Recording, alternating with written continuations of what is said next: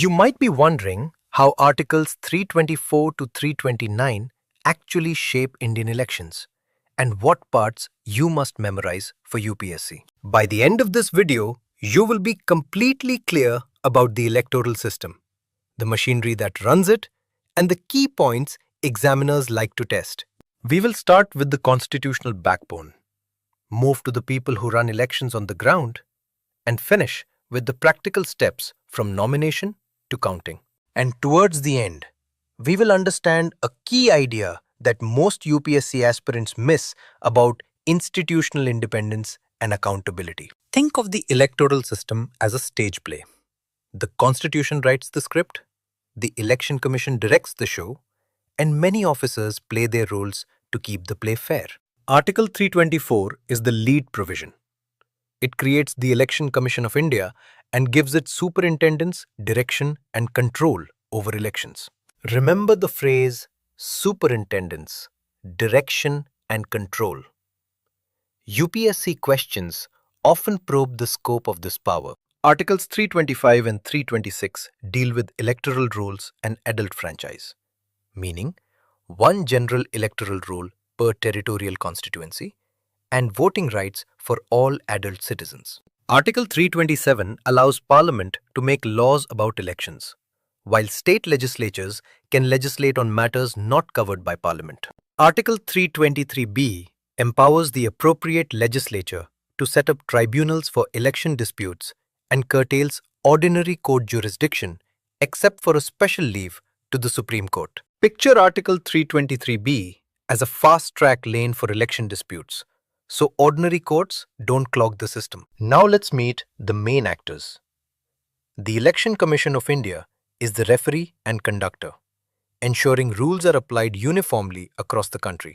The Chief Electoral Officer in each state supervises local election work under the Election Commission's overall direction. At district level, the District Election Officer coordinates operations, while the Returning Officer conducts elections for a specific constituency. The Electoral Registration Officer prepares and updates the electoral rolls for each constituency, a crucial step before voting day. For exams, note the specific responsibilities. CEO supervises statewide processes. DEO manages district logistics. RO conducts the constituency poll. On polling day, the presiding officer runs the polling station with the help of polling officers, ensuring voters are identified and ballots cast securely. The Election Commission also appoints various observers: general, expenditure, police, awareness, micro and assistant expenditure observers to ensure transparency. Think of observers as independent spot checkers who watch different parts of the election to prevent malpractice. Now the process. Lok Sabha and State Assembly elections are normally every 5 years, unless dissolved earlier. When elections are due, the Election Commission fixes the schedule and activates the entire machinery: notification, nominations, scrutiny and withdrawal, campaigning, and polling. Candidates must take an oath or affirmation before an authorized officer, and nominations are scrutinized by the returning officer. Valid nominations can be withdrawn within 2 days after scrutiny, a small detail that sometimes appears in objective questions. The official campaign period lasts at least 2 weeks and ends 48 hours before polling to allow a peaceful polling window. The Model Code of Conduct, evolved by the Election Commission, sets behavioral guidelines for parties and candidates during campaigns. Polling often happens on different days across constituencies to ensure security and fair deployment of resources. After nominations, ballot papers with candidate names and allotted symbols are prepared. But since 1998, EVMs have largely replaced paper ballots. Picture EVMs as sealed digital clickers that make counting faster, reduce invalid votes, save paper, and lower costs. Important historical point.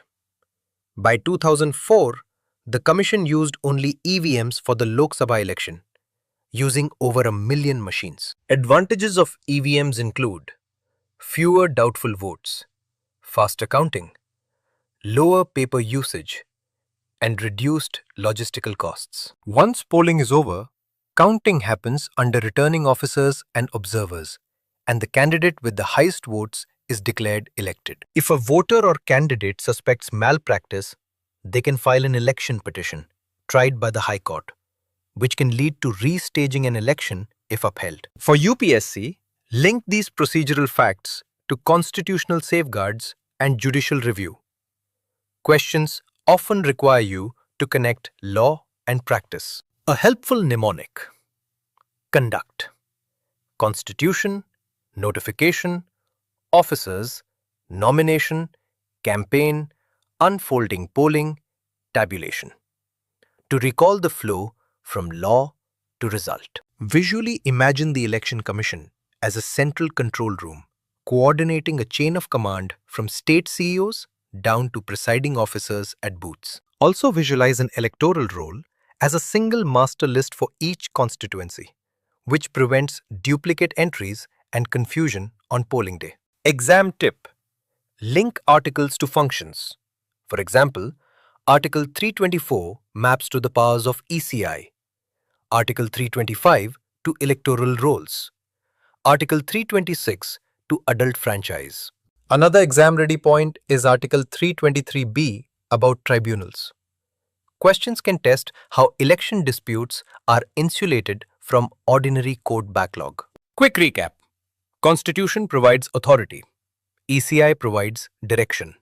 State and district officers implement, and procedures ensure free and fair polling. You should now have a clearer mental map of how elections move from constitutional provision to a voter's mark in the booth. Remember the operational roles and the timeline. These are the bits that UPSC likes to test for both prelims and mains.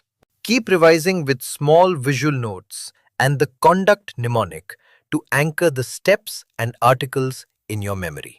If this explanation helped, keep going. Practice past papers and link these facts to case laws and recent reforms for mains answers. For more structured lessons, summaries, and practice questions on elections, continue learning with EduRev to build depth and answer writing skills. Good luck. Stay curious, keep revising, and remember that clear structure beats rote memorization every time.